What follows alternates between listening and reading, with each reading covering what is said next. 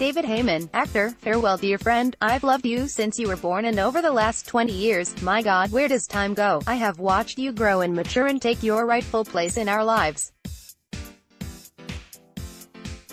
You were a breath of fresh air, you came with integrity, you came with courage, you were unafraid of your own voice or the choices you made. You, quite simply, raised the bar and set standards others can only dream of. My Sundays will be bereft without you, without the joy of reading you from cover to cover, excited at what I might find as I turn the page. Alas, no more will you shine your light, but the voices of those who made you unique are still with us, and long may they be heard, for they are needed more than ever. Elaine C. Smith, actor and comedian. The Sunday Herald has been a staple in our home since it started and has kept many a paperboy or girl delivering to us every Sunday. It's the only newspaper that we continued to have delivered. The demise of the habit of buying a newspaper every day is evident, with people getting their news in so many different ways now, but our loyalty to the Sunday Herald continued. It continued for me because in so many ways its political commentary kept me sane. In a world of right-wing, Labour and Tory opinion in Scotland, with newspapers struggling and merely reporting press releases of the parties they support, the Sunday Herald was a beacon of light. Not because it is pro-Scottish independence, and many of its journalists are not, but because it tried to present an alternative view, and that was like a breath of fresh air. Under the editor Richard Walker, the paper took brave steps. A country that has at least 45% of its people supporting independence having no newspaper representing or even covering that view would have been ludicrous. Columnists like Ian McWhirter stepping out at a time when all the fire was aimed at the independence movement was a brave step, and as many have found in this wee nation, including myself, when you step out from those who have run things for a long time, then you are shunned, or excommunicated.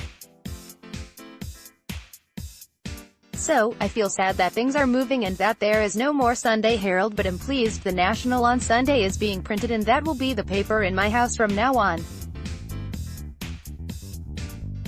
Ruth Wishart, journalist, broadcaster and commentator. When the Sunday Herald took the decision to back independence, it did so against a media backdrop which was at best neutral and, more commonly, openly hostile to the concept. It seemed to me vital that a major title should give voice to a cause supported by hundreds and thousands of Scots, and to offer support for and reportage on the independence campaign. It has of course mounted many other campaigns and provided space for thought-provoking essays and columns. Often these have been rather more left field than more conventional publications in the mainstream media, and all the more welcome for it. We need diversity in journalism as much as we do elsewhere. On a more personal level, one was delighted to participate in the judging for the Sunday Herald Culture Awards, which helped recognize the myriad talents flourishing throughout the country in every art form. I will reserve judgment on the Herald on Sunday until I read it. But Sundays just won't be the same without my Sunday Herald fix. Professor Emeritus Sir Tom Devine, historian. Over nearly 2 decades, the Sunday Herald has become an important and stimulating addition to the Scottish newspaper scene. The decision taken in 2014 to lend support to the cause of independence was not only courageous but of positive benefit to Scottish democracy.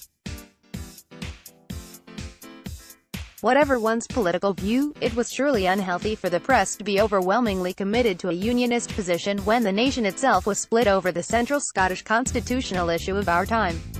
This is especially so since the question of the future of the country was not finally laid to rest by the result of the referendum of 2014 and remains alive to this day.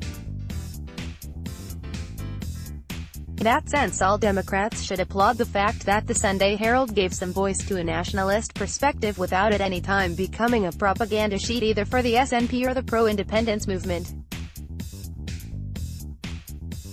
The paper was also fortunate in being led successively by 3 first-class editors in Andrew Jaspin, Richard Walker and Neil Mackay. They were all innovative figures in their different ways who ensured that the quality of journalism was always of a high standard. I much regret the passing of a newspaper with such a distinctive editorial line and fresh approach as the Sunday Herald, especially in light of the current difficult times for the Scottish press more generally. We can only hope that some at least of the traditions of the paper are maintained by its successor each Sunday. Stuart Cosgrove, writer and broadcaster. The Sunday Herald came of age at a time when I was travelling extensively. It was mostly to cities across the UK, but often on research trips to America too. I remember coming across a piece of trivia that has stayed with me ever since. It was a minor bit of detail about the pioneering Motown acts who traveled the deep south of America in the days when racial segregation was still the norm. To protect their stage shoes and to keep them in touch with home, groups like the Temptations and the Supremes would roll up pages from the Michigan Chronicle, Detroit's major black newspaper. Otis Williams of the Temptations once said that when he was bored or missing home he would unravel the crumpled paper in his shoes and read about Detroit. For me it was the Sunday Herald. I was home to appear on radio every Saturday, and the next day began my travels again. So, I would religiously buy the Sunday Herald, fold it into my bag, and once or twice in an act of Motown mimicry even stuffed a section in my trainers. It was the paper that kept me in touch, reminded me of home, and spoke to my hopes and dreams. It seemed effortlessly left of center, supportive of an independent Scotland, and connected to the exciting cultural developments that made me want to spend more time at home. Josh Littlejohn, founder of Social Bite. The Sunday Herald has been a massive supporter of our organization Social Bite, and has always championed the need to tackle social causes. The publication has covered Social Bite's journey over the last 6 years, which has helped us raise awareness and funds to help homeless people throughout Scotland. The Sunday Herald also recognized our Sleep in the Park event with a special award at their Culture Awards, for which we were touched and honored. I would like to thank everyone in the team for their legacy to us and many organizations like ours over the years. Amar Anwar, human rights lawyer. I first got involved with the paper back in 1999 when we began the campaign for justice for the murder victim Surjit Singh Chokar. The Sunday Herald carried our campaign week after week, building a relationship with the family and caring little about the powerful institutions which desperately tried to silence us. The paper was a key player in helping us get justice 18 years later. For that one issue which placed victims' rights at the heart of the criminal justice system, you can be immensely proud. But looking back over the years, there have been so many issues and campaigns that I have worked on with the paper on that it's hard to pick the most memorable. There was articles about the death of Shaku Bayo in police custody, the corrupt counter-corruption unit at Police Scotland, the betrayal of justice for Emma Caldwell, the ticking time bomb of sexual harassment at the Scottish Parliament. You even supported me when I was placed on trial for speaking out against a miscarriage of justice or faced death threats from Islamic extremists. On so many levels your journalists have shown immense courage and compassion, but you also gave us hope in the words you wrote. What compliment can I give to so many of you who worked this paper, other than to say you really made a difference to Scotland? There are so many ordinary people without powerful friends or money to rely upon, who would have been pushed aside, silenced and crushed had you not been there with your campaigning journalism. It makes me incredibly sad to see you go, but on a personal level one just want to say thank you so much for being there for myself, the families and campaigns in our darkest hours. We always knew if we picked up the phone you could be relied upon for your unconditional support. Good luck, my friends. Hugh MacDonald, writer and broadcaster. There was, at first, a distance between us. The Sunday Herald lived above the Herald on Albion Street, below it on Renfield Street. We then grew close.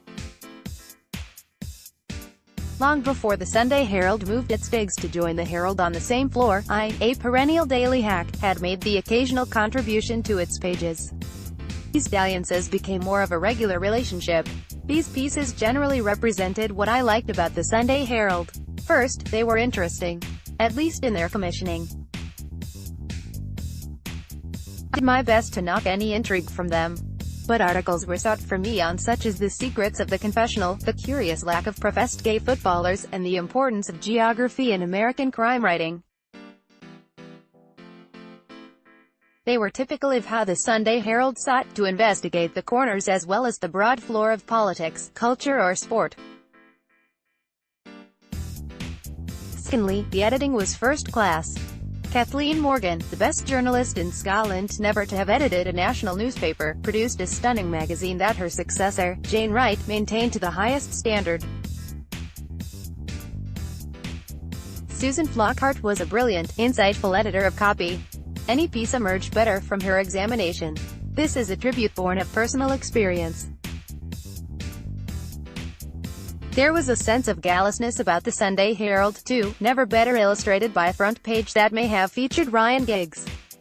Or maybe not. It also allowed some latitude. I began to write more sports pieces, edited by the diligent and scrupulous Candy. Course, there is a theme developing here, and more book reviews, commissioned by Rosemary Goring, a peerless literary editor. The reign was so free it could have been a 4. I was allowed to write a preview to the 2012 Olympics that consisted of the first verse of London Calling, with slight amendments. It was fun, at least for me, but best of all, it was independent. It informed you without apology about what it believed was important.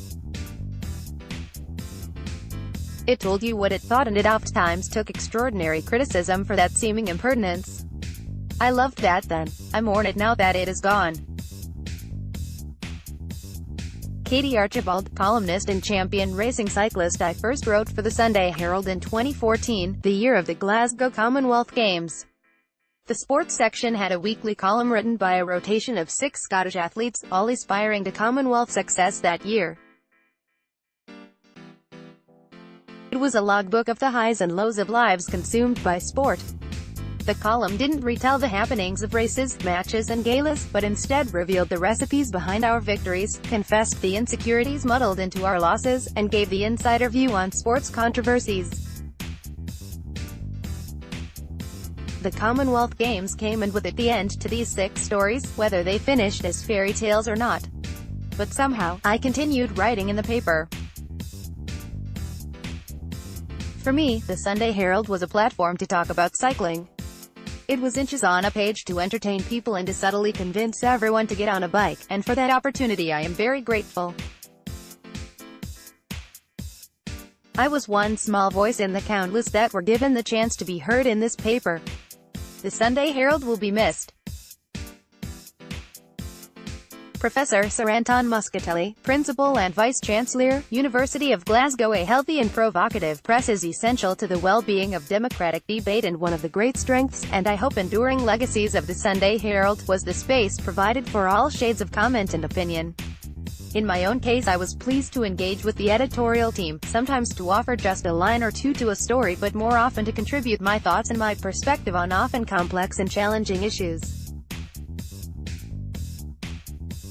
From the fiscal framework to the economic consequences of Brexit for Scotland and the wider United Kingdom, I was encouraged to provide clarity and explanation. At a time of controversy over what is real and what is fake news, and against a continuing backdrop of those who still say we should not listen to experts, I believe with a great conviction that it is more important than ever that different and diverse opinions are given their place in our press.